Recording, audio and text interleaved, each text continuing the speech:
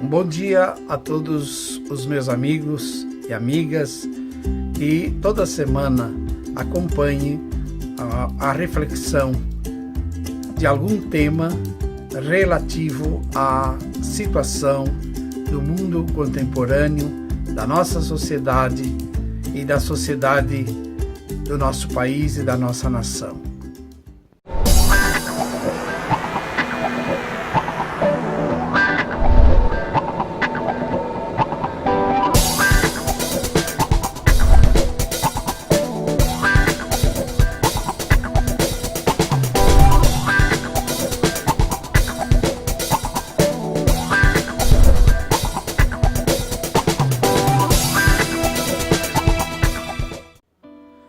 O tema de hoje que escolhi para a nossa reflexão semanal trata-se da paranoia do poder, que é o desmantelamento da democracia, da vida e da civilização. Vejo que as atuais crises partem do desvinculamento de uma equivocada visão antropológica.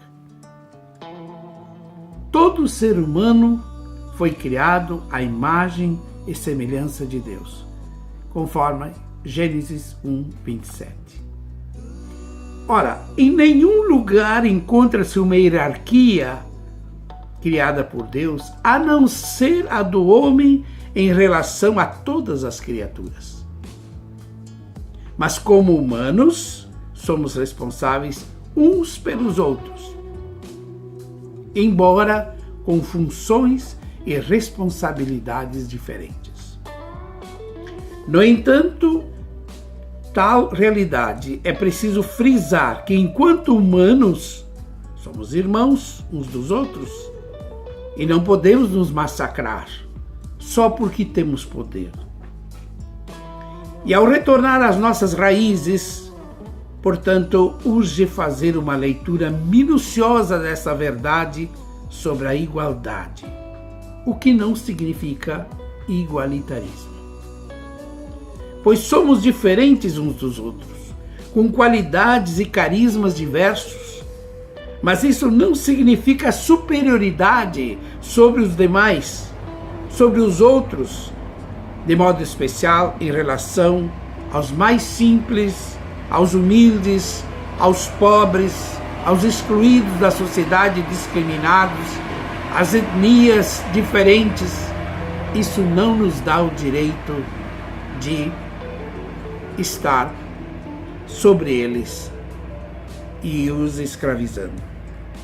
Por outro lado, com o passar do tempo, percebe-se que o Homo faber, à medida que foi se desenvolvendo e descobrindo novas tecnologias, que facilitou, aliás, a vida de todos, embora alguns estão excluídos desta tecnologia, mas paulatinamente se percebe que inverteu o objetivo último de sua própria criação, conduta que atingiu a essência do sentido da vida como um todo. Ora, no século XVI, com o advento do Renascimento, há uma retomada da valorização da razão e bebendo-se novamente na visão de homem da antiguidade clássica. Daí em diante, houve uma significativa promoção da razão, algo em princípio positivo. Entretanto, no século XIX, chega-se à absolutização da razão expressa na seguinte afirmação: a razão é guia infalível de toda a verdade. Errado. A razão faz parte do ser humano e depende da grande razão criadora universal para o bem, que é a verdade e que é Deus. E, portanto, a razão verdadeira do ser humano deve estar vinculada a esta razão primeira. Dentro desta maneira de pensar, deste imaginário, O século XX talvez tenha sido a expressão mais concreta e trágica dessa desvinculação da razão primeira.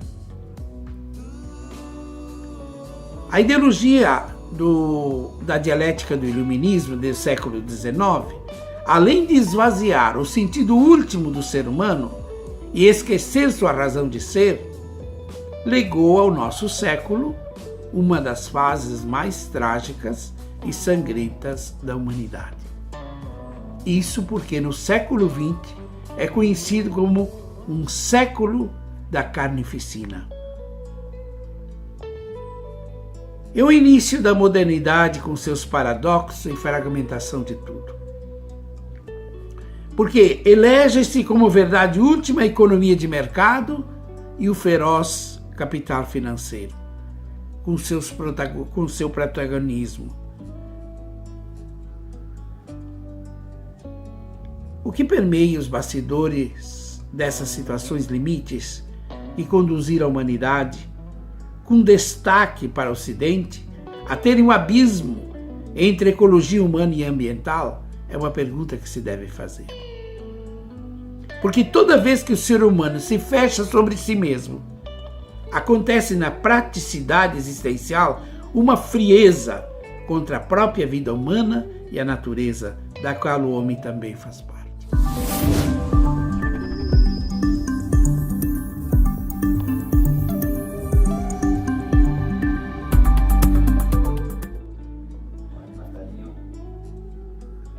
O Catecismo da Igreja Católica, no número 2259, aponta o texto bíblico de Gênesis 4:7. Texto este que faz referência à narrativa da morte de Abel por seu irmão Caim. Este revela, desde os primórdios da história humana, a presença no homem da cólera e da inveja, consequência do pecado original. O homem torna-se inimigo do seu próprio semelhante. O irmão mata o irmão. É o primeiro fratricídio. Também cada homicídio é violado o parentesco espiritual, que congrega os homens numa única grande família, sendo todos participantes do mesmo bem fundamental, a igual dignidade da pessoa humana.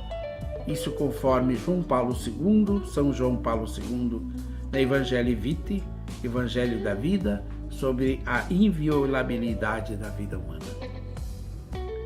Portanto, meus queridos irmãos e irmãs, é necessário ter consciência de que, na raiz de qualquer violência contra o próximo, há uma cedência à lógica do maligno, ou seja, daquele que foi assassino desde o princípio, conforme João 8:44. Caim, ao ser interpelado por Deus sobre a sorte de seu irmão Abel, em vez de se mostrar confundido e desculpar-se, esquiva-se a pergunta com arrogância ao dizer: não sei dele. Sou porventura guarda do meu irmão? Gênesis 4:9.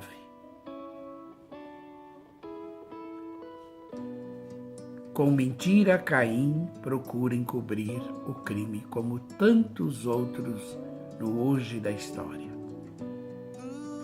Minha gente, ao lançar um olhar sobre o mundo globalizado e o nosso país, fica patente que o episódio bíblico pode nos ajudar a compreender esse retrato confuso e trágico que se vive na atualidade, em nível local e em nível mundial.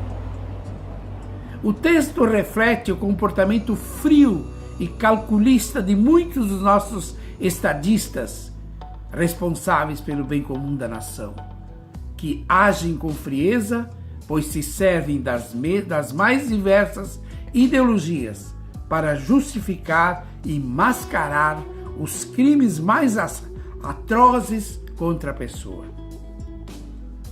Lembre-se de Caim, Sou porventura guarda do meu irmão? Caim não quer pensar no irmão e recusa-se a assumir aquela responsabilidade que cada homem tem pelo outro. Salta espontaneamente ao pensamento as tendências atuais para sonegar a responsabilidade do homem com seu semelhante. E os sintomas, meus queridos irmãos e irmãs, entre outros, são a falta de solidariedade com os membros mais fracos da sociedade, como os idosos, e a indiferença que tantas vezes se registra nas relações entre os povos, mesmo quando estão em jogo valores fundamentais como a sobrevivência, a liberdade e a paz. Meus irmãos e irmãs, a realidade do nosso país deixa qualquer cidadão estarrecido e paralisado ante a indiferença de muitos homens públicos, salvo sempre as exceções. Homens públicos encharcados de cinismo e de ambição desmedida, de poder pelo poder. É preciso mais do que nunca o exercício da cidadania para dar um basta a essa situação que constrange a nós todos. O conformismo sempre foi assim, é um dos novos pecados capitais. Nada que esteja no tempo e no espaço é definitivo. Não existem partidos de esquerda ou de direita. Isso é algo do passado.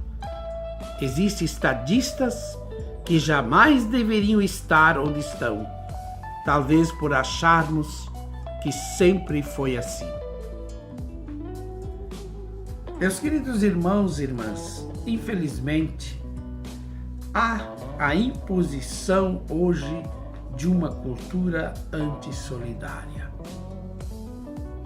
E esse imaginário se configura como uma cultura de morte, promovida por fortes correntes culturais, econômicas e políticas, portadoras de uma concepção eficientista da sociedade.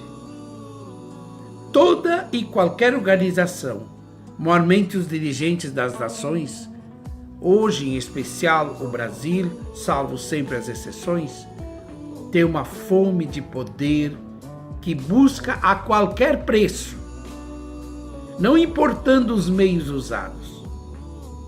E isso significa, na prática, uma decadência explícita da vida, da democracia participativa, consequentemente, induzindo as pessoas ao isolamento e às ideologias de dominação.